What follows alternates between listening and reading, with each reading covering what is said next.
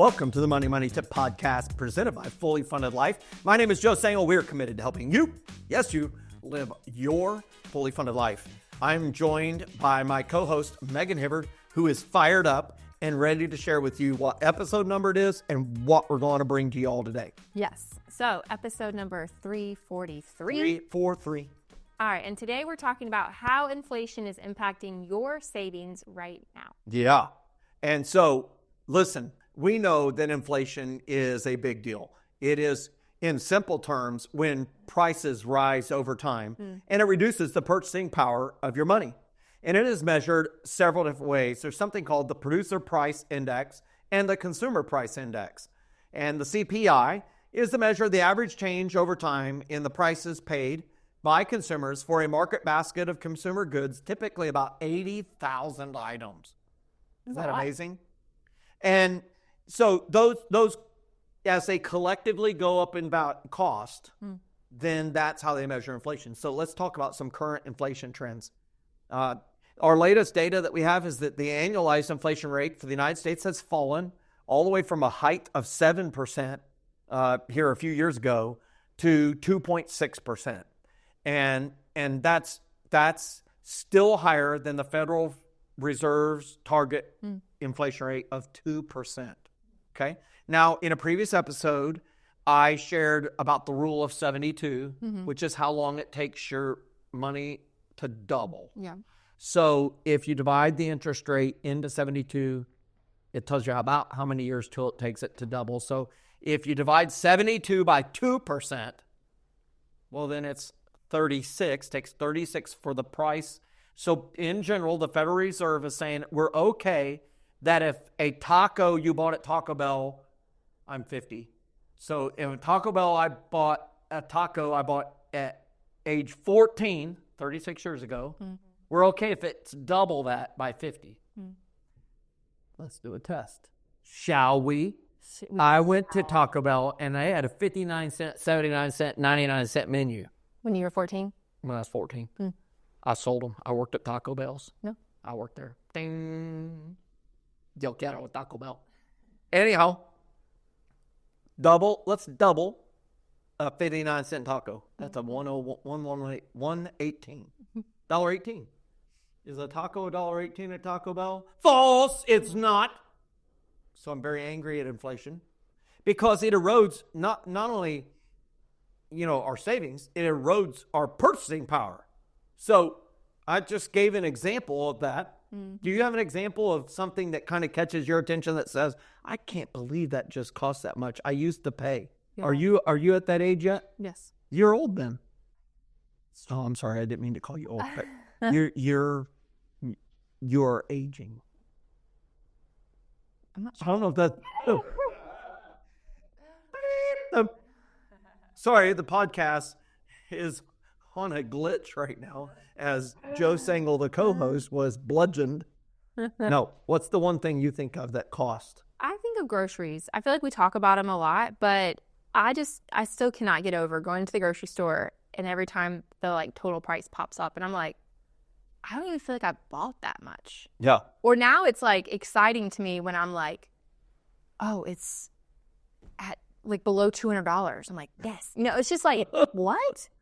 Yeah. I don't know, it's wild. Because you remember when it was $100. Yeah. And now it's $200. When we could go and you could get everything you needed for a week and a half for $100. It's no big deal. Well, I remember buying a Clark bar. Have you ever had a Clark bar? We'll show an image of a Clark bar. It's a candy bar. Have you ever had a Clark bar? I don't know. You need a Clark bar. Is it Anyhow, you can buy one. chocolate? Yeah, it's really good. Its first cousin is a Butterfinger. That's what my description is. Right? So you can see it. Do you see it? It's milk chocolate with real peanut butter crunch. Isn't that similar to a Butterfinger? Kind of, yeah. I would agree with you. Yeah. Yeah, it's very good. I remember buying one of those for 25 cents. And I remember, I don't know, 8 years ago, 9 years ago, I was talking about this in an event and somebody says, you can find those at Cracker Barrel for $1.49. I was like, $1.49? I raced over there. Cracker Barrel, went up to the store there and I bought me one. And was I ever disappointed? That it tasted great. The problem was half of the packaging was air and the candy bar was half the size it was inflation ate my candy bar. Yeah. And now it's like $2.99. So it's ridiculous. So, it impacts our savings accounts too, because interest rates on savings accounts typically don't keep pace with inflation, especially if you have big banks. And that means if you have cash sitting in a safe, if you have cash hidden in the floor of your house, whatever, a lot of people do this. I don't know if you know this. That means that money is growing mold, maybe. At best, it's growing mold. It's not growing in value. It's deflating. Yeah. Right? And so there's ripple effects of this, right? When inflation happens, it increases the cost of living. I mean, when the basics of everything, like gas, when the basics of, it takes gas and fuel to produce food, and so groceries go up. And then, of course, it takes energy to produce everything, to produce power, to produce building materials. And as a result, rents go up, and it's unbelievable. So it just affects every area of life. In fact, it has long-term implications all the way to retirement. Yeah. Share about that. Yeah. I mean, if you think about it, you're having retirement, obviously, way in the future for some of us. That's like me. Since I'm not aging, I am aging, but retirement is happening someday. The silver in my beard Not today. tells me that I am aging. But the long-term saving goals, they can fall short if inflation isn't accounted for. So it's not keeping pace. It's not the same. Your dollar doesn't go as far anymore. I don't like inflation. I think it's dumb. Yeah, I'm really mad at it. But here's the deal. Can you stop inflation from happening? No. So but there are strategies to protect your money against the effects of inflation. And one we say all the time, it's high yield savings accounts, right? Like Marcus.com, Goldman Sachs Main Street Bank, Ally. SoFi, Ally, Discover Bank, American Express Bank. They keep pace a little ahead of inflation. And so that gives you a hedge against inflation. You can invest in inflation-resistant assets like stocks and real estate, something called Treasury inflation-protected securities, TIPS, or even commodities like gold. I knew you'd like this one. One of the things like gold is people will say, hey, look, this piece of gold in the 1920s could buy you a really nice suit. That same piece of gold today could buy you a really nice suit.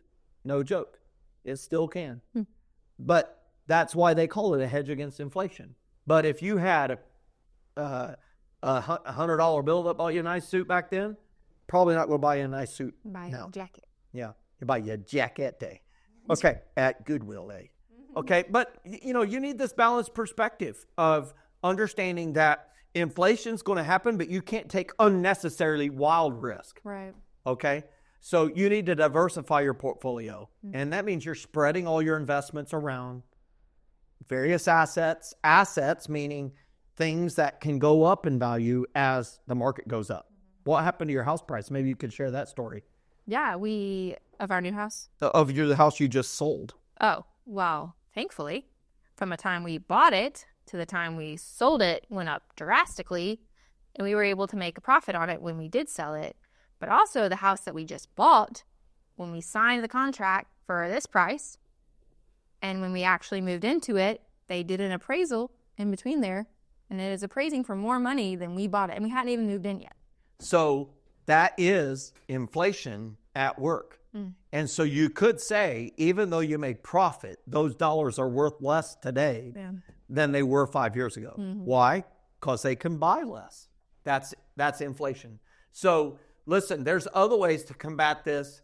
I will tell you the number one thing you can do is to track your expenses closely through a budget and make sure that you monitor this. You can use our budget tools that are available at fullyfunded.life.